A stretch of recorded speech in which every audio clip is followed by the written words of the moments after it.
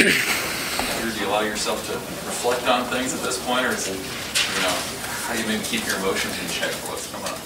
Well, it's a little bit of both. I mean, it's pretty crazy, realizing how fast my time here has gone, but at the same time, we still have a game to win. And, it is senior day. It is our last, game of the season, and that's pretty emotional, but at the same time, you got to be able to be ready to play, and you got to prepare, and you got to just show up ready to win.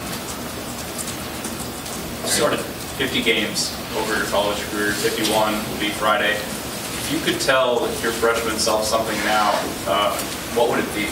Just enjoy every single moment you get to spend with your teammates and at practice and whatever you're doing football related. Not that I took anything for granted, but I would do just about anything to be able to go back and relive all of it again. And I have no regrets in the time that I've spent here, but I would definitely do it all over again and just appreciate every single moment I had. With that onside, how long had you worked on that placement and that execution? Yeah, we work on it every week at our walk through the day before the game. It's the first thing we do right after we stretch. So I've been working on it since the start of the season because you never really know when you're going to need it. And luckily, whenever we needed it in the game, we were able to execute. And the guys on the outside, they did a good job catching the ball and dealing with the wetness that was on the ground. And yeah, we did a good job on it. You accommodated that type of bounce in your practice? Yeah, that's the goal. You want to, kick it to where it hits and bounces pretty high. And it was kind of that in-between ground for their onside recovery team because their player didn't really, decide if he wanted to go catch it or not. And luckily, DeMornay was there to be able to snatch it down. And but we did a good job. Those guys were great on the timing. That's the toughest part is the timing of the guys crossing the line. Whenever I kick, it's really easy to be offsides, and they did a very good job of perfecting that. Mornay came up with that ball in front of 84, I think. He's a big guy. What does that say about him, or why do you have a? Well, it's one of the onside kicks are one of those plays where you're most likely going to get smacked pretty hard, whether you're recovering it or whether you're on the return team, and it's just about getting downfield as quickly as you can and turning your head and being able to react quickly. And it's my job to put the ball in the right spot, and they did a good job being able to recover it and just stay focused on the ball. Drew, do you have a favorite kick in your career that you have when you kind of look at the last 4 years? There's probably a couple. Probably my freshman year against Iowa when I tied it to go into overtime, and then we ended up winning that game. Probably Southern Miss my sophomore year, the 50-yarder I made at the end of the half for 5 field goals in the first half. And then last year, probably my career long against Purdue, the 51-yarder. Really, probably those are the 3 that stick out to me.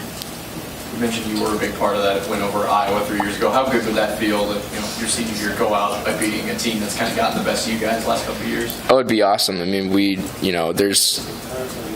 seniors would be able to end their career on a high note and winning. We haven't had a great record here at home this season, and just to be able to top it off with a win against a good team like Iowa, it'd be something special. Do you guys view it as a rivalry game or not really? I think every game's really a rivalry game, whether it's a non-conference. Well, I guess non-conference might be a little different, but conference games for sure. You're playing each other every year. You're playing to get in the Big Ten championship, and I think every single game we play is a rivalry, especially in the Big Ten West. You have the Iowas, Wisconsins, Minnesotas of the world, who, they're pretty close geographically to us, but they're always good teams. They're always good games, and I think every team would be considered a rival to us. What have you appreciated Coach Riley's just consistency of demeanor, that he hasn't really talked about some of this negative stuff that's swirling around the program outside of him? It just goes to show what kind of man he is, what kind of coach he is, and based off of what people have said that have coached with him throughout his career, everyone just says the same exact thing. He's always, making the right decisions. He never really lets things that he can't control get to him, and I think that's what makes him such a great coach. I mean, we haven't had a great season record-wise, but he's taught myself and a lot of our teammates life lessons that we can use to our advantage whenever we run into different adversities throughout life, whether it's sports or whatever the case is. And he's done an unbelievable job just being able to move on to the next week and focus on the next team, and we can't thank him enough for that. You as a player, as a senior, kind of going through this for the second time, with speculation swirling around a coach. What do you recall about your freshman year and what that was like, both before that Iowa game and after that Iowa game? Maybe you can empathize a little bit with younger players who might be going through the same thing right now. Well, it's pretty emotional. I mean, we obviously had won the Iowa game, and we were pretty excited about it, and then the news came along, and I think what I would tell the younger guys now is to just keep fighting and keep doing what you love, and just don't worry about the things you can't control, because you'll drive yourself crazy if you worry about them.